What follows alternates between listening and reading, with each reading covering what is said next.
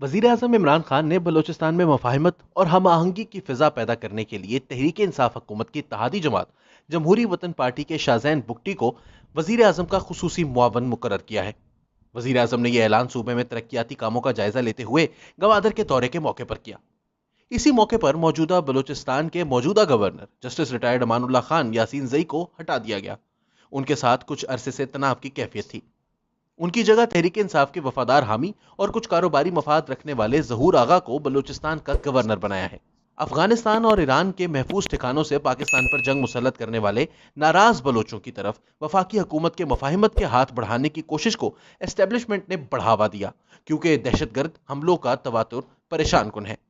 America के अफगानिस्तान से रवानगी पर यह मामला संगीनी इख्तियार करता जा रहा है, खास तौर पर जब इंडिया अफगानिस्तान में अपने कदम जमाने और अपने असासों को मजबूत करने की कोशिश में है।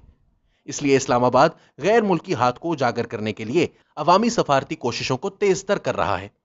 पाकिस्तान में दहशतगर्दी की कार्रवाइयों के पीछे गैर मुल्की हाथ कारफरमा समझा जाता है। मिसाल के तौर पर हालिया दिनों में लाहौर में हाफिज सईद की रिहाइश गाह पर होने वाला बम हमला, इस पर दो टोक अंदाज में भारत की तरफ इशारा किया गया। यह भी इल्जाम लगाया जाता है कि बलोच अलहदगी पसंदों को भारत फंड्स और ट्रेनिंग फराहम कर रहा है। इन हालात में हमें हुकूमत की नाराज बलोच कुव्वतों को वापस कौमी धारे में लाने की कोशिश को मुस्तरद नहीं करना चाहिए। यह तजर्बा हम पहले भी कर चुके हैं। 1947 में आज़ादी के कुछ देर बाद खान ऑफ कलात अहमद यार खान ने पाकिस्तान के साथ इल्हाक करने से इनकार कर दिया। इसकी मज़ाहिमत को खातिर में ना लाते हुए बलूचिस्तान को मुख्तलिफ वादों के साथ कौमी धारे में शामिल कर लिया गया, लेकिन वो वादे पूरे ना किए गए।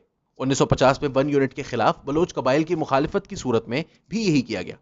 नौरोज खान की बगावत को मुआफी और वादों के दरमियान दबा दिया गया, मगर इसके बेटों को कत्ल कर दिया गया और चंद साल बाद वो खुद भी जेल में दौरान कैद इंतकाल कर गया।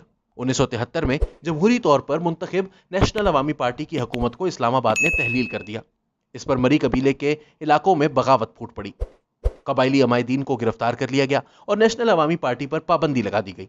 ताहम जनरल ज़ियाउल हक ने जुलाई 1977 में इक़्तिदार संभालते ही हैदराबाद जेल में कैद गद्दारों और बागियों को आज़ाद कर दिया और 1 जनवरी 1978 से उन्हें आम मुआफ़ी दे दी गई। लेकिन इस बार भी इमदाद और रियासती इदारों में शमूलियत के वादे पूरे ना किए गए। इन बार बार पूरे ना होने वाले वादों ने बलूचिस्तान के शहरों में उभरती हुई मिडिल क्लास के अंदर शिद्दत पसंदी उभारी है। इन्हें बलोच कौम परस्त जमातों में शामिल होने की राह दिखाई है।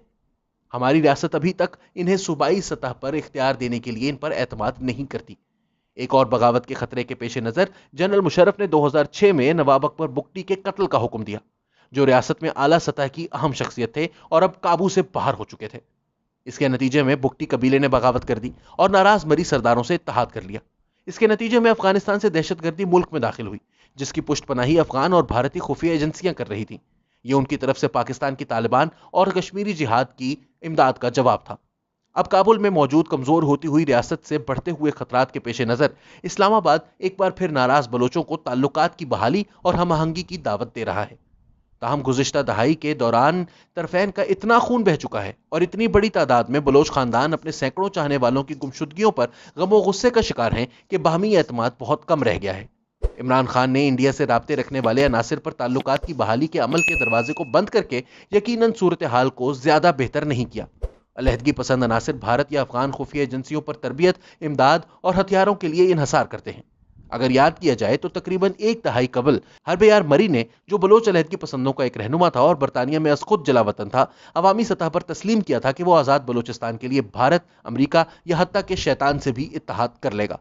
इस तौर पर सोच और अमल की उम्मीद की जानी चाहिए।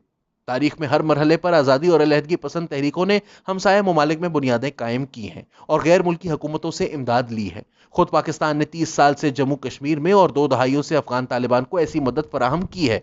चनाचे ये हालात ऐसी पेशकश को गैर मौसर बनाते हैं, तो फिर ये क्यों पेशकश की गई?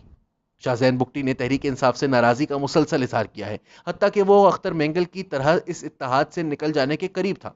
ऐसे हालात में ये एक बेहतरीन हिकमत अमली है कि बुगटी कबीले, जिसके अमायदीन बगावत की तरफ माइल हैं, इसके एक सरदार को वजीर आजम का मुआवन खुसूसी बना दिया जाए और तालिबान की काबुल में हुकूमत संभालने से कबल बलूचिस्तान में शिद्दत पसंद अनासिर को मुआफ़ी देकर शिद्दत पसंदी से रोक दिया जाए।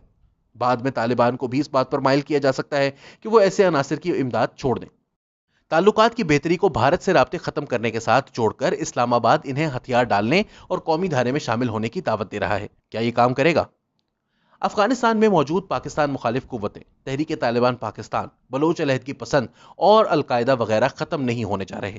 یہ سب اس بات پر منحصر ہے کہ امریکہ کی قیادت اور عالمی برادری کی پشت پناہی میں چلنے والی اشرف غنی حکومت کتنی دیر چلے گی اور طالبان کو پورے افغانستان پر کنٹرول قائم کرنے میں کتنا عرصہ لگے گا۔ اس کے بعد بھی طالبان یقیناً اس اہم دور میں پاکستان کے اپنے حمایت یا مخالفت میں کردار کو مد نظر رکھ کر فیصلہ کریں گے کہ ان گروہوں سے کیا سلوک کیا جائے۔ اس کا دار و مدار طالبان کے اقتدار سنبھالنے کے بعد ان کی مقامی اور بین الاقوامی پالیسیوں پر بھی ہوگا۔ مختصر یہ کہ عمران خان کی شاذین بگٹی کے ذریعے ہم آہنگی اور تعلقات میں بہتری کی دعوت فی الحال